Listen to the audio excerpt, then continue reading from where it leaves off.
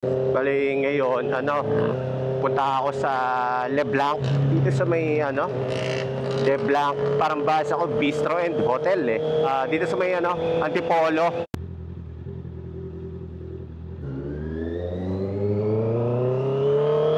Pero, bago kami dumiretso doon, may kikitain muna kami. Bali magiging meet up place namin sa bahay ng kaibigan namin dito somewhere sa sa Cainta. So tong ruta ko hindi diretso doon kasi parang ni-review ko kung didiretso ako doon talaga ako C6 tas Taytay. Pero dahil may kikitain nga muna kami, parang muna ako ngayon, EDSA, tapos Boni Serrano, tapos ayun, Marcos Highway, tapos sumulong. Dito na rin ako sa may Skyway. Parang sabi from here 36 minutes hanggang doon sa Cainta. Sana araw-araw ganito, no? Partida EDSA padaan ko. Dito na rin ako sa EDSA. Ayoko talaga dumadaan dito eh. Pero since Sunday naman, mabilis naman malamang. Tangan sa Skyway, parang wala pa ata 5 minutes yung biyahe ko dun eh. So hopefully ganun din dito. 28 minutes from here. Bilis rin ha, tas Cainta na. Puta.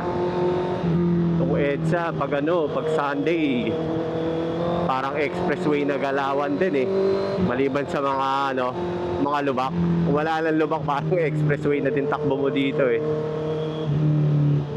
Pag Sunday morning pero minsan kasi may sumpong tao na every now and then may mga pile up eh. Pero pag umaga, suabe.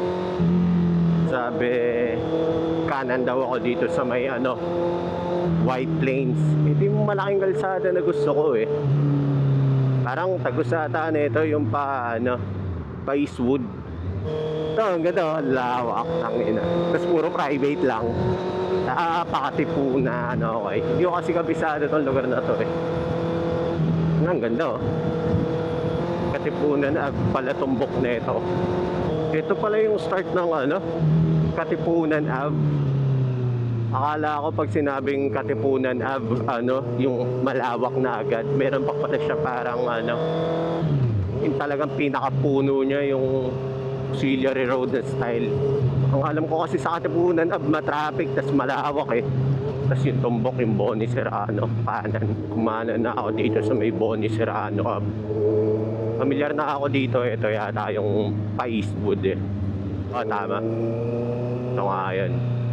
Kaya kanan dyan Eastwood, tas diretso is hindi ko alam pangalan, basta yung SM Marikina. Tama, ito kanan C5. Tama, ayan, tumbok nga SM City Marikina. Tapos Marcos Highway na.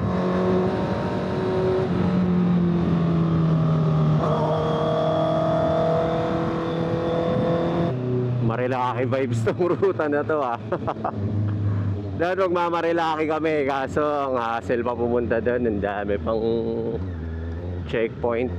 Hindi naman sa ayaw natin magpa-checkpoint, pero yung hassle lang ba na titigil ka every now and then, papakita kang lisensya. Lalo na medyo marami-rami ngayon kasi nga yung mga Comelec checkpoint. Tapos kanan ako dito sa may Sumulong Highway. Pero from here 5 minutes na lang malapit na rin pala yung subdivision ng kaibigan namin. Doon kami magkikita-kita yung mga pamilya doon. Tsaka may kasama pa akong dalawang motor, bali 3 kami. Itong kaibigan namin na pupuntahan namin ngayon, circle of friend talaga ng asawa ko noong college. Kasi syempre mga naging magkakaibigan na rin kami. Binubutol ko yung asawa niya na magmotor kasi isa sa mga hacks yun na syempre kapag nagmamotor din yung asawa niya, tapos kapag aalis Mas madali magpaalam kasi mga pamilya namin magkakasama eh. Alam mo yon, nung bata ka na, parang kapag magpapaalam ka ng lakad sa magulang mo, meron kang isang pangalan lagi ng kaibigan mo na pinagkakatiwalaan ng magulang mo na kahit anong paalam mo, papayagan ka. So parang ganun din to. Kaya maganda na kapag nahilig siya sa pagmomotor. Di ba? So madali na magpaalam. Actually wala pa talaga siyang ano ngayon eh, motor. Parang hiramin niya lang yung motor muna nung kapatid niya. Pero kapag bumili na siya ng gears eh. Ibig sabihin on the step sa pagpayag na ng asawa niya.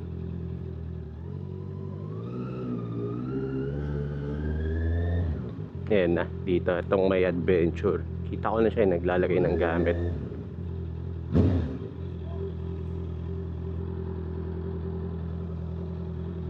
Morning! Karwas ka pa. Okay, taglit lang. Saan yung mga Asimode? Nako, nasa taas, bilanin ko na. Ano pa nabibihit na yan eh. Ano? Kuha mo na. Sige lang. Pasok. Pagsit lang ha. Pagsit lang ako. Ganun pa lang dito.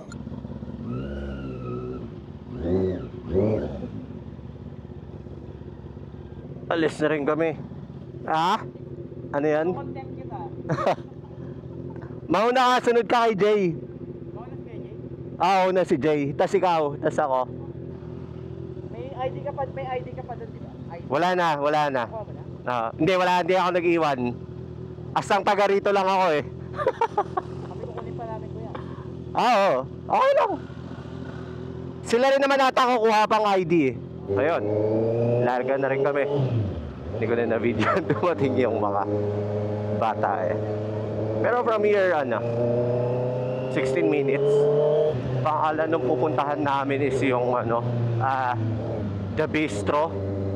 LeBlanc The Bistro and Hotel. Parang kwento nila dati na-hype daw yun eh. So sana hindi na-hype ngayon. Mas konti tao. Okay yung bahay nila, tangina paglabas sumulong na. So from here, parang dire-diretso lang to. Sumulong tapos along doon lang din ata yung resto. 13 minutes from here eh. Halos parang di rin nag-ride. So yung nauna sa amin, si Jay, di siya masyado pa nagmamotor. So okay na rin, parang short ride lang muna. Parang get the feel lang ba muna. Tapos pag tumagal-tagal, layo-layo. Medyo malayo-layo. Gamit niya ngayon, motor pa nga ng kapatid niya eh. Yung Neo na old school. Tapos si Leo, tsaka itong asawa niya, XADV. Ayun. Sana sa susunod, medyo maliw-layo yung ride na. Hindi ko alam anong lugar to, pero nagagandahan ako dito palagi. Mas malamig na. Tangina. Tumbok yata nito yung parang rotonda na Pasisix. Hindi ako familiar. Really, from here, 5 minutes. Hindi ko alam anong lugar to. Pag titignan ko sa mapa, tangina puro sumulong highway lang yung nasa identification ng Waze eh. At sa bagay, mahaba nga naman to. Basta alam ko antipolo pa rin to. Bilis din magpatakbo ni Jay para sa, hindi naman mabilis. I mean, maganda yung pace niya para sa hindi nagmomotor dito sa Pilipinas ah. Matagal kasi nagstay sa Singapore to sila Jay eh. Parang more than a decade din. Tapos ngayon lang sila nag-decide na na tumira dito sa Pilipinas. Since taga dito sila sa west side, alam mo ma-traffic talaga. Silang dalawa mag-asawa sa Ortigas nagtatrabaho eh. So from here to Ortigas, kahit malapit lang yon, tangin na ang lala ng traffic nun, di ba? Kaya ngayon, nag-iisip na siya bumili ng motor. Tapos sinusulsulan ko pa, talaga mapapabili talaga siya. Pero hindi, iba kasi talaga yung convenience eh. Kahit sabihin mong may kotse ka, tangin na yung oras na ginugugol mo eh. Tinanong ko siya, sabi ko, gaano katagal biyahe nyo mula bahay hanggang Ortigas? Sabi niya 2 oras. Sabi ko, putang ina, 2 oras. Sabi ko, ako 1 oras lang, service road ng pa. Pagdala ko yung Faccio. ano yun, Ortigas to Las Piñas rin ako. Pero tangina, 40 minutes lang ako pag big bike. Tapos pag yung scooter, ano lang, isang oras. Parang yung isang oras na yun, sayang agad. Imbis na kasama mo na yung anak mo, kakapahinga ka na. Hindi, nai-stress ka pa sa traffic. Bibili talaga siya. Ang nakakatuwa rin yung asawa niya, si Maud. Kasi, binilihan na siya ng helmet eh. So sabi ko, na, bumili ka na ng helmet. Imposible hindi ka pa bibili ng motor. Sayang naman bili dyan. Kaya na lang. Dito na rin pala kami. Malapit lang. Ngayon, saan ang sampahan nito? Dito ba? Buwelta lang ako.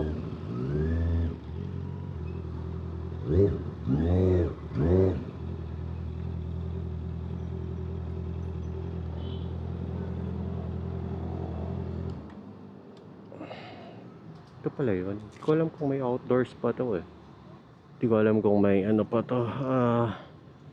May view pa eh, na overlooking. Ha?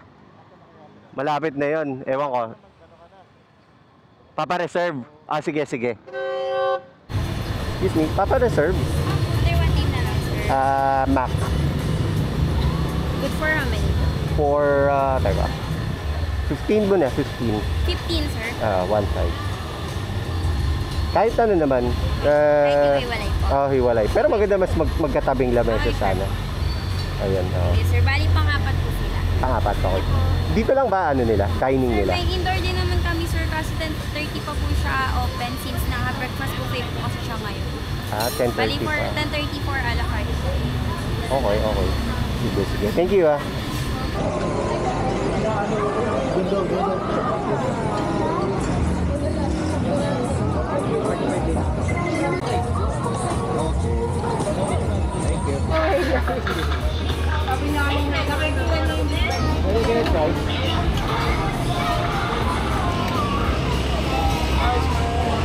Ang sarap nga nung ano, merong sauce. Happy chick.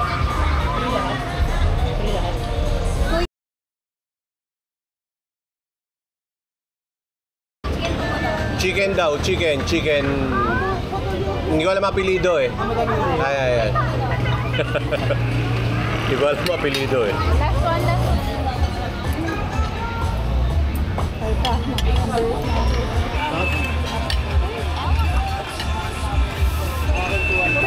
Naman eh.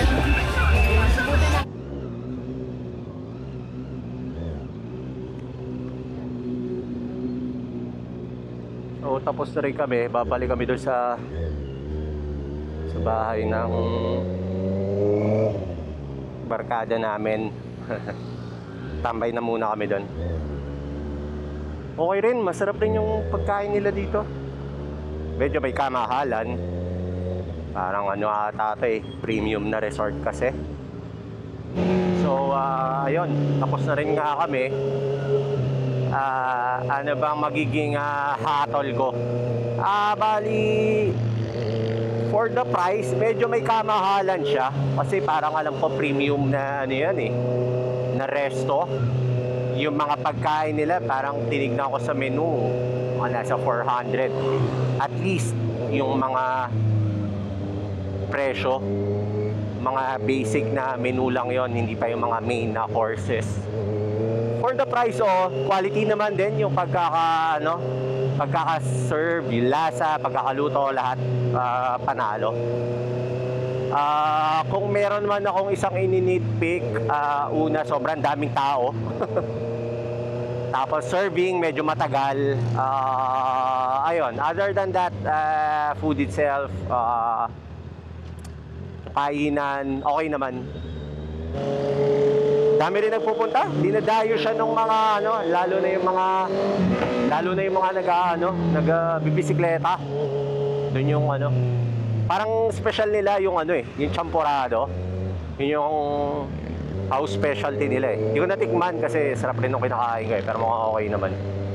Kakaiba yung pagkaka-serve, panalo. Frozen chocolate, tapos lalagyan ng mainit na Pero ayun. Yun na muna yung wrap up natin para sa gala ngayon. Videohan ko to si Jane. Kuhang-kuha